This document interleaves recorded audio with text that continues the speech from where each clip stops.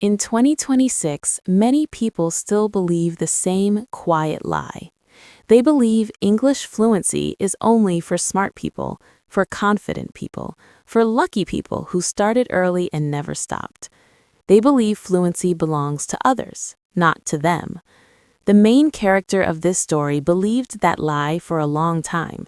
They studied English for years. They memorized vocabulary lists. They watched videos. They understood movies without subtitles. They passed tests. On paper, everything looked fine. Teachers said they were good. Friends said their English was strong. But when it was time to speak, something strange happened. Their mouth closed. Their mind went blank. Their heart beat faster. Their voice disappeared. They knew the sentence. They felt the answer inside, but it would not come out. Seconds felt like minutes. Silence felt heavy. And after every failed attempt, the same thought returned. Maybe I am just bad at English. That thought slowly became an identity. They stopped raising their hand. They avoided conversations. They chose silence over mistakes. Not because they did not care, but because caring too much hurt. What they did not know was this. They did not fail at English. They were trained wrong. They were taught to memorize, not to live in the language. They were taught to understand, not to express. They were taught to wait until perfect instead of speaking while imperfect. This story is not about learning English faster. It is not about tricks, hacks, or shortcuts. It is not about becoming someone else. It is about becoming the kind of person who can open their mouth and speak without fear. Someone who trusts their voice. Someone who allows English to exist inside their daily life, their thoughts, and their identity. This is not a shortcut. This is a transformation. Forward. The character tried harder every year. More grammar books, more vocabulary apps, more videos playing late into the night. Each year promised progress, and each year ended the same way. They understood more, but spoke no better. Effort increased, confidence decreased, and frustration quietly settled in. They believed the answer was always more rules, more lists, more explanations. If English did not move, they pushed harder. If speaking felt painful, they avoided it and returned to studying. This pattern felt responsible. It felt safe. It also kept them stuck. One day, they heard a simple idea that stopped them. You are not bad at English. You are growing it in the wrong environment. The words felt uncomfortable, almost offensive. How could environment matter more than effort? But the idea stayed. They imagined a plant placed in dry soil, no water, no sunlight, no space. They could shout at the plant, they could blame the seed, they could add fertilizer once a week. Nothing would change. The problem was not the plant, the soil was wrong. Their English lived the same way. Every day their world was full of their native language. Their phone woke them up in it, messages arrived in it, music played in it. Thoughts formed in it. English appeared only in class, only in books, only in special moments. Then it disappeared again. English never lived with them, it visited. So the story changed. Not more studying, a different environment. Small changes, quiet changes, changes that felt almost too simple to matter. They changed the language on their phone. At first, it felt slow and annoying, but the brain adapted. Every unlock became exposure. Every setting became repetition. English became the first sound of the morning. 5 minutes, not more. No scrolling, no translation, just listening, letting the brain wake up inside the language. Words appeared on the mirror, simple sentences, honest sentences. I speak clearly. I am improving. English is part of my life.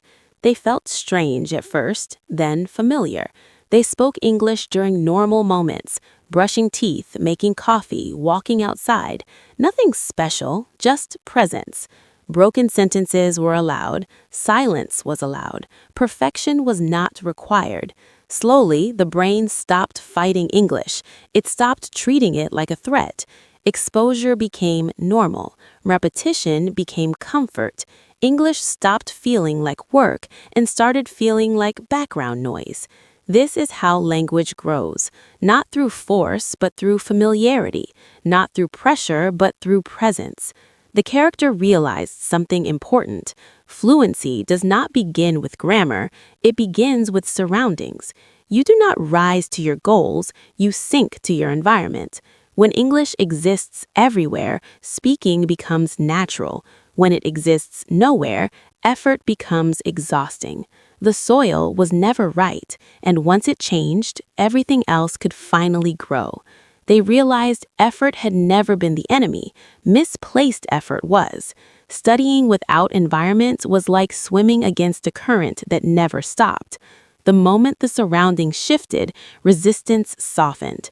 English no longer felt like an exam subject. It felt like a quiet companion, present, imperfect, and available. This did not create instant fluency. It created safety, and safety allowed repetition. Repetition allowed memory. Memory allowed confidence. Confidence allowed speech. The character understood, at last, that changing the soil was an act of kindness to themselves. It removed blame. It removed shame. It replaced struggle with structure. From that day forward, progress no longer depended on motivation. It depended on what surrounded them every ordinary hour. Consistency grew. Patience returned, and English finally had room to breathe, settle, and take root without fear or force. The character discovered something painful and confusing at the same time. They knew English, they understood questions, they could read articles and follow conversations. Inside their head, answers existed, but when it was time to speak, nothing came out. The words they trapped. The silence felt louder than any mistake. That was the moment they understood a hard truth. Speaking is not knowledge. Speaking is movement. It is physical. It lives in the mouth, the tongue, the breath, the rhythm of the body. And for years, their mouth had trained only one language. Thousands of hours of repetition, thousands of days of comfort. That language flowed easily because the muscles knew it well. English was different. English had almost no muscle memory. The mouth did not know where to move. The tongue did not know the rhythm. The breath did not know the timing. So every sentence felt heavy. Every sound felt forced. Speaking felt slow, uncomfortable, and embarrassing. This was not because they were weak. It was because their mouth was untrained. For a long time, they tried to fix this problem with grammar. More rules, more explanations, more thinking. But thinking only made the gap wider. The brain became full, the mouth stayed silent. Eventually, they realized the solution was not in the head, it was in the body. They began to train the mouth like a muscle. Short sentences, out loud, every day. No audience, no pressure, just movement. They spoke even when it felt broken, especially when it felt broken. They repeated simple lines. They copied voices from videos. They paused, played, and spoke again. Shadowing felt strange at first. The timing was off, the pronunciation felt awkward, but the mouth was finally moving in a new way.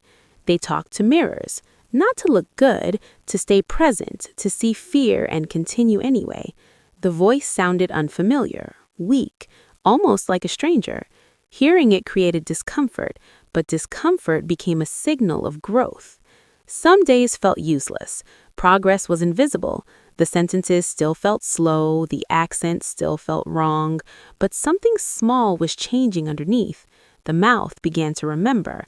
The muscles started to learn patterns. Sounds connected more easily. Breathing became calmer. The pauses became shorter. The hesitation softened. Fear no longer controlled every sentence. Speaking did not become perfect, it became possible. Fluency did not arrive suddenly. There was no moment of celebration, no dramatic breakthrough. It arrived quietly. One sentence without panic, one response without freezing, one moment where the mouth moved before fear appeared. The character learned something important. Fluency is not created by intelligence. It is created by repetition. The mouth does not care how much you know, it only responds to how much you practice. Once the mouth was included in the learning process, English stopped feeling theoretical. It became physical, real, alive. And for the first time, the character understood that silence was never a personality flaw. It was simply an untrained muscle waiting for movement. Day by day, the voice grew stronger, not louder, but steadier, not faster, but more confident. English was no longer trapped in the mind. It had found a path outward, and that path was built, one imperfect sentence at a time, through movement, patience, and the courage to speak before feeling ready. This training changed their relationship with mistakes. Errors became signs of motion, not failure. Silence became the real enemy. Each spoken attempt strengthened coordination between thought and sound. Over time, the mouth learned trust. And with trust, speaking stopped feeling like risk and started feeling like expression itself. Even when the mouth improved, something still blocked the flow. The character noticed it clearly during simple moments. They could speak, but every sentence felt slow. Every idea arrived late. Speaking felt like pushing words through a narrow door. The problem was invisible but powerful. They were translating. Every sentence, every word. A thought appeared in the native language first, then the brain searched for English, then the mouth waited. This constant switching created delay, fear, and tension. English was not a language yet. It was a conversion process, and conversion is slow by nature. That was when they learned a quiet but life-changing truth. Fluency begins when English becomes your inner voice, not your outer performance, your inner voice. So they stopped training sentences and started training thoughts. Not long thoughts, not perfect thoughts, simple thoughts, daily thoughts, ordinary thoughts, the kind no one notices but everyone has, while brushing teeth, while walking outside, while waiting in line. The thoughts were broken, slow, incomplete, and that was allowed. The goal was not beauty, the goal was presence. English had to exist before it could improve. They described what they saw, what they felt, what they needed. I am tired. The weather feels heavy. I do not want to rush today. The grammar was not always right. The flow was not smooth, but the thoughts were real. Something important changed. They stopped asking, "Is this correct?" and started asking, "Is this honest?" That question changed everything. Emotion entered English for the first time, not academic emotion, real emotion. Tired, excited, afraid, proud, nervous, calm. The language connected to feelings instead of rules. When emotion entered, memory stayed. The brain remembered English faster when it mattered, not because it was useful for tests, but because it was useful for life. English stopped being a subject. It became a voice for experience. The character noticed something new. They no longer searched for words as often. Some phrases appeared automatically. Thoughts began forming directly in English without effort. Not all the time, not perfectly, but enough to feel change. English stopped feeling foreign. It started feeling personal. This shift did not happen in classrooms. It happened in silence, in private moments, in honest self-talk no one else could hear. That was where fluency quietly grew. The character understood that translation was not evil. It was just a stage. But staying there too long was dangerous. It kept English outside the self. Once English entered the mind, the mouth followed naturally. Speaking became smoother because thinking became simpler. Fear lost its power because thoughts no longer waited for permission. The real battle was never pronunciation or grammar. It was identity. The moment English became the language of thought, even briefly, fluency stopped being a goal. It became a direction, and that direction finally felt possible. For years, the character chased new lessons, new videos, new methods, new promises that claimed to fix everything. Each week brought a different teacher, a different system, a different secret. For a moment, motivation felt alive. Then it faded. Nothing stayed. The words disappeared. The confidence never arrived. Eventually, exhaustion replaced hope. Studying felt heavy. Progress felt invisible. That was where the character learned a rule fluent speakers live by: repeat deeply, not widely. The idea felt almost disappointing. Fewer lessons? Fewer words? But they tried it. They chose fewer sentences and repeated them many times. They stopped collecting information and started building ownership. They no longer memorized single words. Words alone felt fragile. Instead, they memorized usable sentences, complete thoughts, living language, sentences they could actually say in real moments. They spoke the same sentence in different moods: calm, tired, excited, nervous. They spoke it in different situations: at home, outside, in their mind, out loud. They spoke it on different days, when energy was high and when motivation was low. At first, repetition felt boring. The mind wanted novelty, something new to chase. But repetition did something new never could. It made the sentence familiar, comfortable, safe. Slowly, something strange happened. The sentence appeared automatically, without thinking, without searching. The mouth moved before fear arrived. The brain recognized the pattern and allowed it to pass through. This is how fluency is built, not by speed, by ownership. The character realized that repetition was not punishment, it was permission.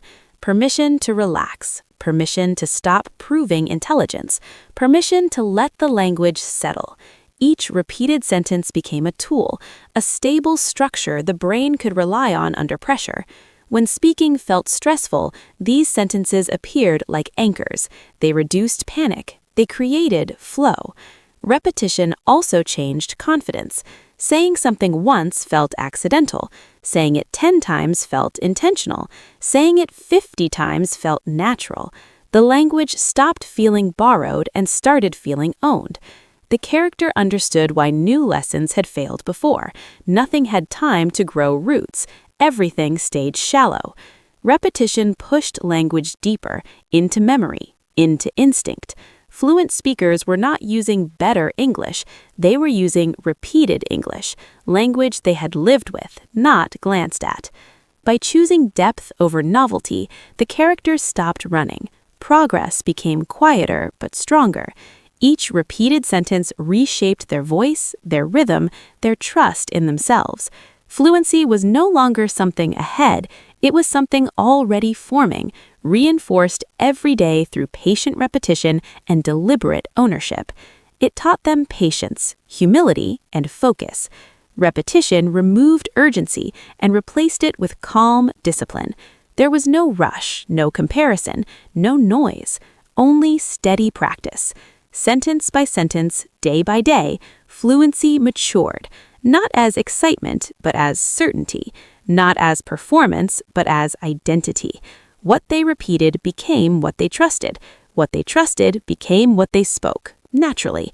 This process turned language into habit, habit into confidence, and confidence into effortless expression over time without fear or hesitation daily.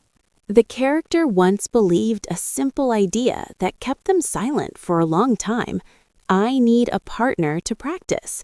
They believed fluency required another person, a teacher, a native speaker, someone patient and available. Without that person, practice felt impossible. Days passed, weeks passed, silence stayed.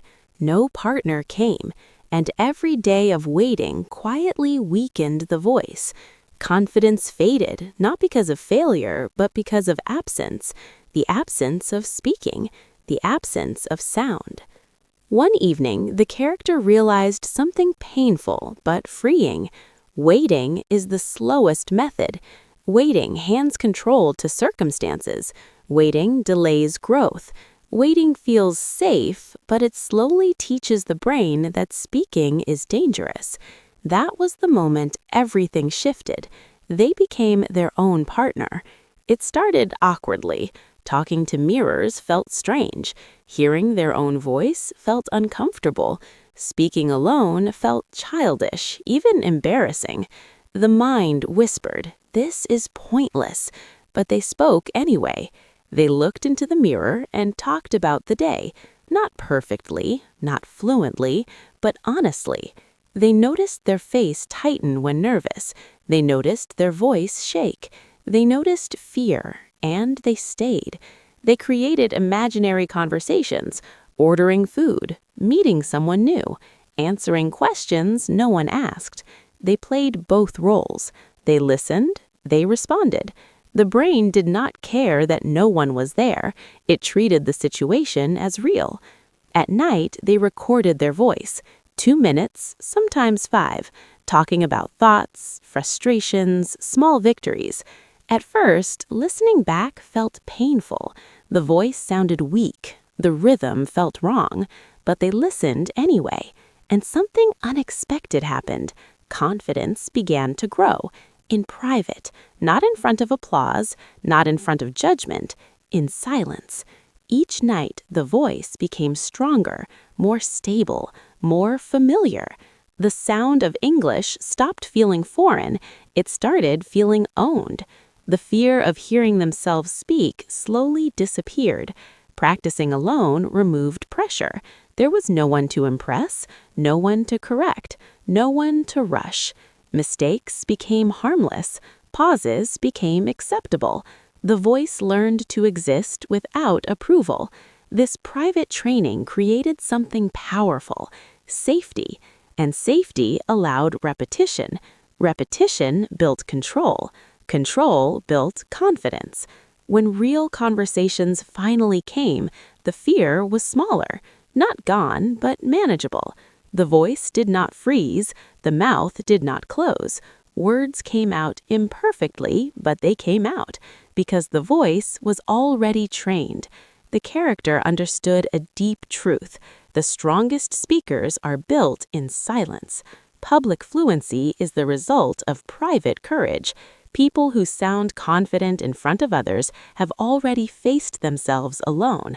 Practicing alone was not a weakness, it was preparation, it was discipline, it was respect for the process. They no longer said, "I can't practice because I'm alone." They said, "I am fluent because I practice alone." And that belief changed everything. The character noticed something new as their English improved. They began listening more carefully to others. Some people spoke perfect English. Their grammar was clean. Their vocabulary was advanced. Their pronunciation sounded correct. But when they spoke, something felt missing. The words were accurate, yet cold. Clear, yet distant. Then there were others. Their English was not perfect. They made small mistakes. Sometimes they searched for words. Sometimes sentences were unfinished. But when they spoke, people leaned in. They listened. They felt something. The language felt alive. That was when the character understood the difference. It was not grammar. It was humanity. They realized they had been performing English, not living in it. Every sentence felt like a test. Every word carried pressure. Speaking felt like acting a role instead of expressing a thought. That performance created tension, and tension blocked connection. So they changed the way they spoke. They learned to speak in chunks, not single words. Instead of building sentences piece by piece, they began using natural groups of words, phrases that flowed together, phrases people actually used. This removed hesitation and created rhythm. They learned to pause, not because they were lost, but because humans pause. Silence became part of communication, not a sign of failure. Pauses gave meaning to words. They learned to smile when something felt good, to slow down when something mattered, to change tone with emotion. English was no longer flat. It had shape. It had color. They stopped chasing perfect sentences.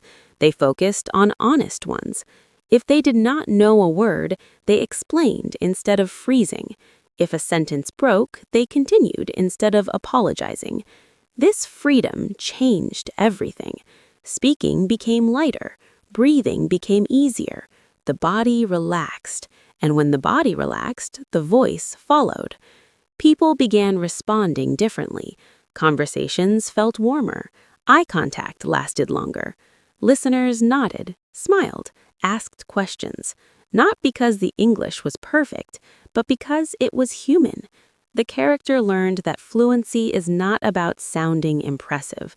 It is about sounding real. People do not connect with grammar rules. They connect with emotion, intention, and presence.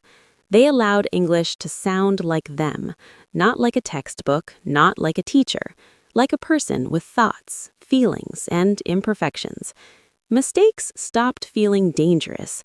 They became invisible. What mattered was meaning. What mattered was connection. This shift changed confidence at its core. Speaking no longer felt like exposure. It felt like expression. English became a tool for sharing life, not proving ability. The character finally understood. Fluency is feeling, not perfection. When language carries emotion, people listen. When it carries honesty, people trust. And once English became a way to be human, not correct, it truly came alive. This was the moment English stopped being something they managed. It became something they inhabited. Their voice matched their identity, and in that alignment, fear faded. What remained was clarity, warmth, and the quiet confidence of someone finally speaking as themselves, without hiding, apologizing, or seeking approval.